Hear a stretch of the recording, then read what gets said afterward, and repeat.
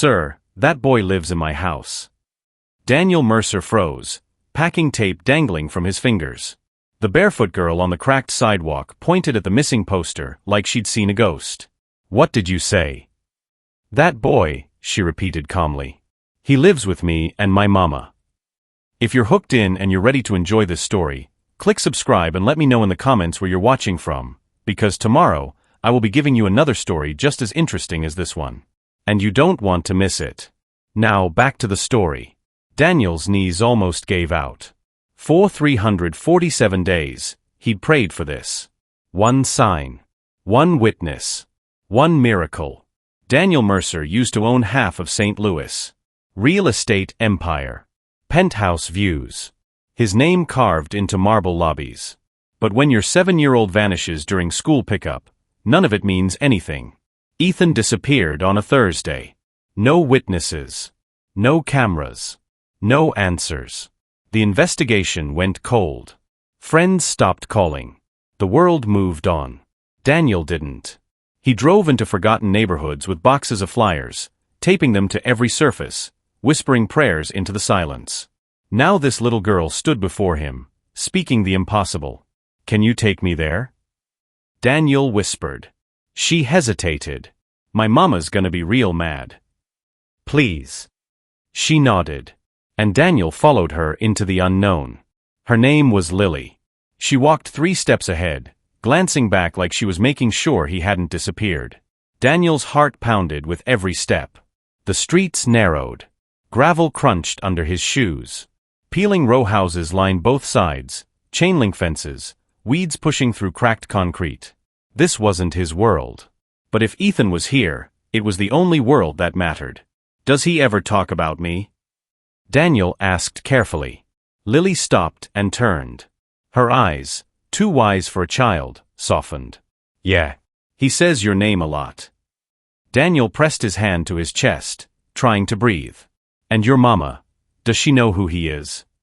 Lily's face changed. Fear flickered across it. She told him you were gone, Lily said quietly. She said God took you away. The words knocked the air from Daniel's lungs. Ethan thought he was dead. His little boy believed his father had abandoned him. Why would she say that? Daniel choked out. Lily didn't answer. She just kept walking. 3 blocks later, she stopped.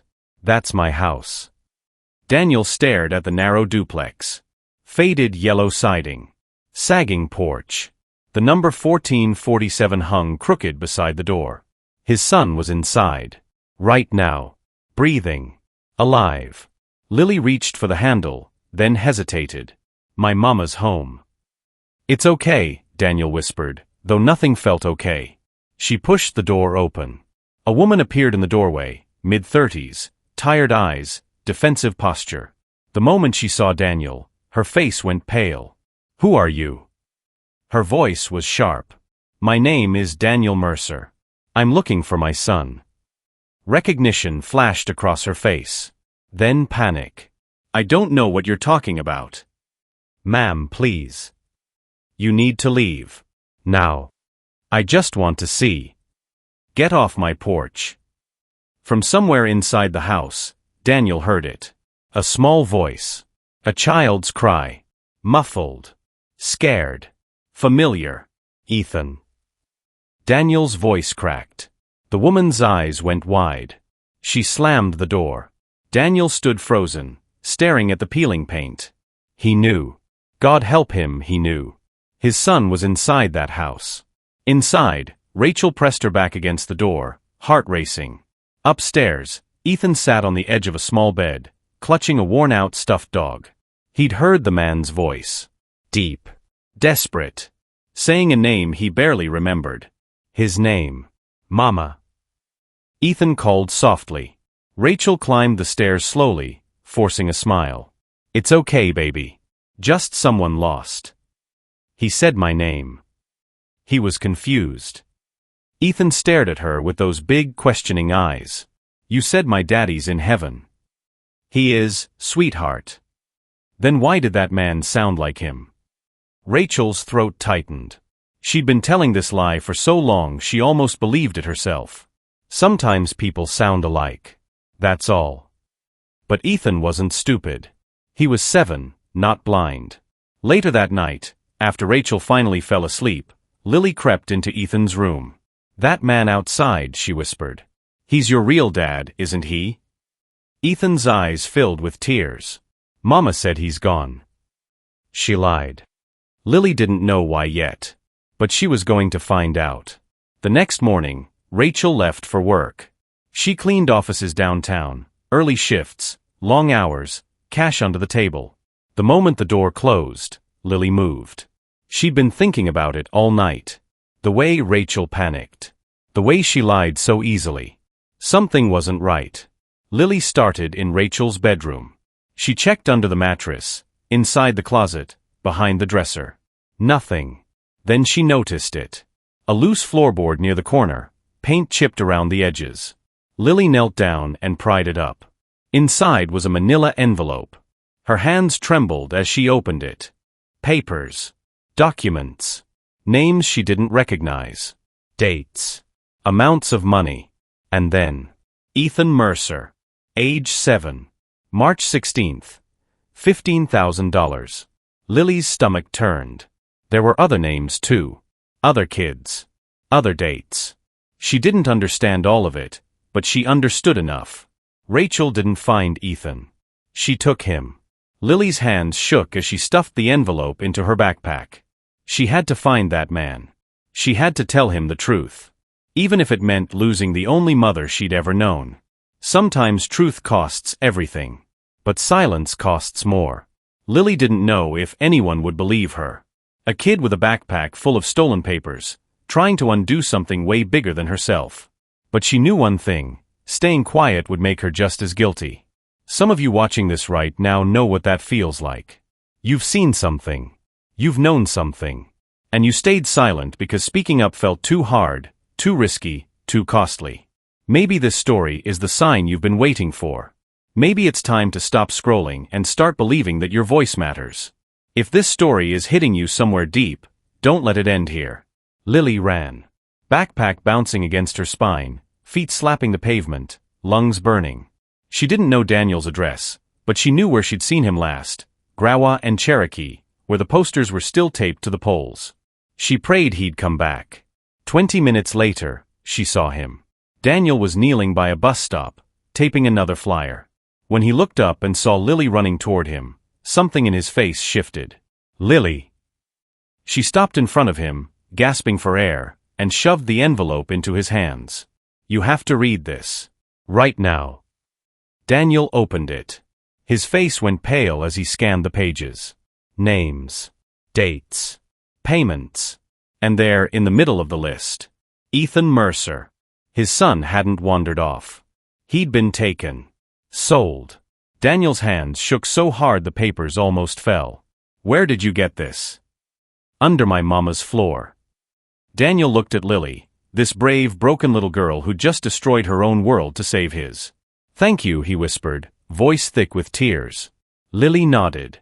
"We have to go get him." Daniel pulled out his phone. "We will. I promise." They returned to the house an hour later.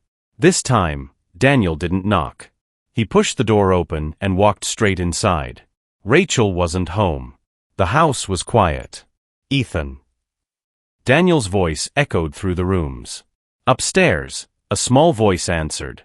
"Dad." Daniel's heart exploded. He took the stairs 3 at a time and burst into the room. There he was. Ethan.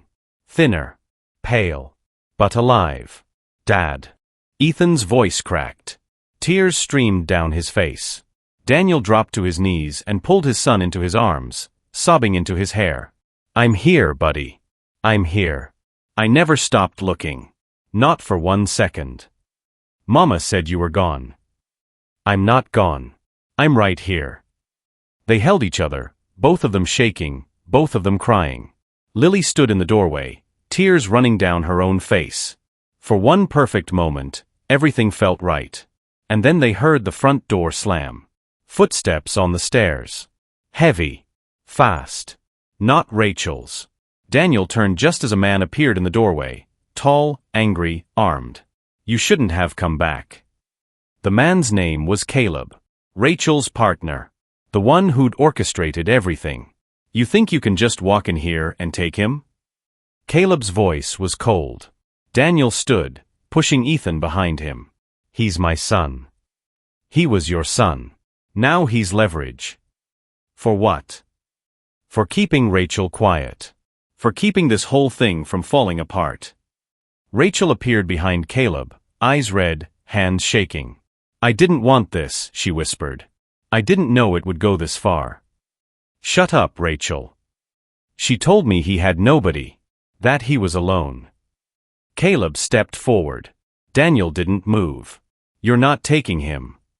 Watch me. Caleb raised the gun. Lily screamed. And then everything happened at once. Daniel lunged. Caleb fired. The shot went wide, shattering the window. Ethan screamed. Rachel collapsed against the wall, sobbing. Lily ran downstairs and threw open the front door, screaming for help. Sirens wailed in the distance. Daniel had called the police before they'd even entered the house. Caleb tried to run, but Daniel tackled him, adrenaline and desperation making him stronger than he'd ever been. The police stormed in seconds later. Caleb was arrested. Rachel was cuffed, still crying, still broken. And Daniel held his son like he'd never let go. The truth is, Rachel wasn't a monster. She was desperate, trapped, and scared. And maybe that's what hurts the most, knowing that good people can make terrible choices when fear takes over. If you've ever felt trapped, if you've ever made a choice you wish you could take back, you're not alone. This story isn't just about finding a missing boy. It's about what we do when we're given a chance to make things right. Don't leave yet. You need to see how this ends. 3 weeks later, Daniel sat on the back porch of his Clayton home, watching Ethan kick a soccer ball across the yard. The boy still had nightmares. Still flinched at loud noises. But he was healing. And he was home. Rachel was in jail, awaiting trial. The trafficking ring had been dismantled. 17 children were recovered. 17 families put back together. Because one little girl chose truth over fear. Daniel looked up as Lily stepped onto the porch, holding a glass of lemonade. She'd been staying with them since the arrest. Foster care had been arranged, but Daniel couldn't let her go. Lily, he said softly, can I ask you something? She nodded. Would you want to stay here? With us? For good. Lily's eyes filled with tears. You mean it? I mean it. You saved my son. You saved me. And I think God brought you into our lives for a reason. She threw her arms around him, sobbing into his shoulder. Ethan ran over, grinning. Does this mean you're my sister now? Lily laughed through her tears. Yeah, I guess it does. Daniel closed his eyes, letting the moment settle. He'd lost everything. And God gave him more than he'd ever had. Not through wealth. Not through power. But through a child brave enough to tell the truth. Thank you for watching this story to the end. If you enjoyed this story, you will surely love the next one. It's as crazier and more intriguing as can ever imagine. So do check it out. Click on the image showing on your screen right now to watch the next one.